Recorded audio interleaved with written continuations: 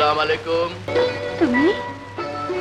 জি হ্যাঁ। শাবানা ও জসিম বাংলাদেশি চলচ্চিত্রে স্বর্ণযুগের দুই শক্তিশালী নাম। তাদের অভিনয়, বিশেষ করে গরিবী জীবন, সংগ্রামী মানুষ, গ্রামীণ বাস্তবতা তুলে ধরার যে ধারা ছিল, সেটা তখনকার দর্শকদের সবচেয়ে বেশি ছুঁয়ে যেত। শাবানা ছিলেন আবেগপ্রবণ, ত্যাগী এবং পারিবারিক চরিত্রে এক অসাধারণ অভিনেত্রী। তিনি গরিব ঘরের নারী, সংগ্রামী মা, কষ্টে থাকা স্ত্রীর চরিত্রে এমনভাবে অভিনয় করতেন যে দর্শক সহজে চরিত্রটাকে বাস্তব মনে করত। তার চোখের কান্না, সংলাপের ভঙ্গি, সবকিছুতে এক ধরনের সত্যিকারের জীবন ফুটে উঠত।